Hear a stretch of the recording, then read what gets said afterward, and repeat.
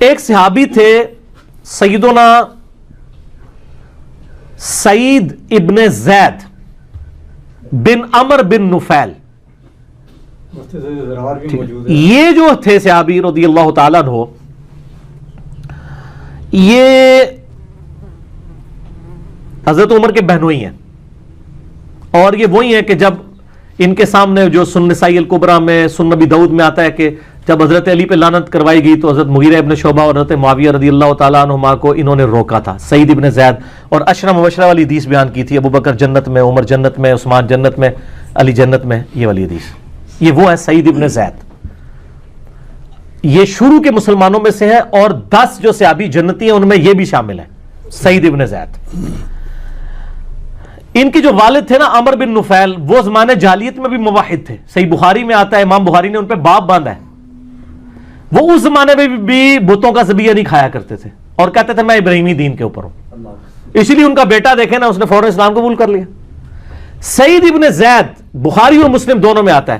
مشکات میں 30 جلد میں آپ کو کرامت والے بیان میں ملے گا اس صحابی کی کرامت. ایک کرامتیں وہ جو آپ کے بزرگ بابے جھوٹی بیان کرتے ہیں کتابوں سے، ایک ہمارے صحابہ کرام کی کرامتیں جو بخاری مسلم میں. سعید ابن زید کی کرامت. سعید ابن زید کے بارے میں عروہ رضی اللہ تعالیٰ عنہ روایت کرتے ہیں. عروہ ابن زبیر جو عبداللہ ابن زبیر کے چھوٹے بھائی تھے، تابعی، حضرت عائشہ کے بھانجے رضی اللہ تعالیٰ عنہ وسلام اللہ علیہ. یہ مجھے اس لیے یاد ہے کہ اس حدیث میں دونوں نام ہیں. عروہ بن زبیر روایت کر رہا ہے کہ ایک اروہ نامی عورت تھی، اس نے سعید ابن زید پر یہ الزام لگایا کہ اس نے میری زمین کے اوپر قبضہ کر لیا. بخاری مسلم دونوں میں حدیث ہے. مقدمہ جو ہے وہ مروان بن حکم گورنر مدینہ کے پاس پیش ہوا. مروان بن حکم نے سعید ابن زید کو بلایا اور کہا بھی آپ کے اوپر مقدمہ ہے کہ آپ نے اس کی زمین کے اوپر قبضہ کیا. ہائے ہائے ہائے. سعید ابن زید کیا کہتے ہیں؟ وہ کہتے ہیں میں کسی کی زمین پر قبضہ کرنے کا سوچ بھی سکتا ہوں، جبکہ خود میں نے اپنے کانوں سے نبی علیہ السلام سے یہ بات سنی تھی کہ جس نے ایک بالشت بھی زمین کسی کی دبائی، ایک گٹ 9 انچ، 7 زمینوں کا توق اس کے گلے میں قیامت والے دن ڈال دیا جائے گا. یہاں تو لوگ پورے پورے پلاٹ حرب کر جاتے ہیں بہنوں کے اور بھائیوں کے. ایک بالش زمین بھی دبا لی. جس شخص نے یہ بات خود سنی ہو اپنے نبی علیہ السلام سے، وہ شخص سوچ بھی سکتا ہے کہ کسی عورت کی زمین پہ قبضہ کر لے. تو مروان بن حکم نے کہا بس مجھے اس سے زیادہ ضرورت نہیں ہے، آپ صحابی ہیں، آپ کا کہنا ہی کافی ہے. انہوں نے کہا بس نہیں، ٹرک. انہوں نے کہا کہ اے اللہ، اس عورت نے میرے اوپر جھوٹا الزام لگایا. یہ میٹھی میٹھی بات ہے جی. آپ ہوتے تو کہتے میٹھی بات چھوڑ دو، معاف کر دو، علمی غلطی کہہ دو. انہوں نے کہا نہ، اس نے میرے پہ جھوٹا الزام لگایا ہے. اے اللہ، اس کو اس وقت تک موت نہ دینا، ٹھیک ہے، جب تک یہ اس سزا کا مزہ نہ چکھ لے، اور اپنی زمین میں سے ذلیل و خوار کر کے مارنا. بس یہ کہہ کے حضرت سعید وہاں سے چلے گئے. وہ راوی کہتے ہیں کہ ہم نے پھر اپنی آنکھوں سے دیکھا کہ وہ عورت پاگل ہو گئی. ٹھیک ہے جی. اور وہ اپنی زمین میں جو ہے وہ پھرتی تھی، کوئی اس کو منہ نہیں لگاتا تھا. اور اسی زمین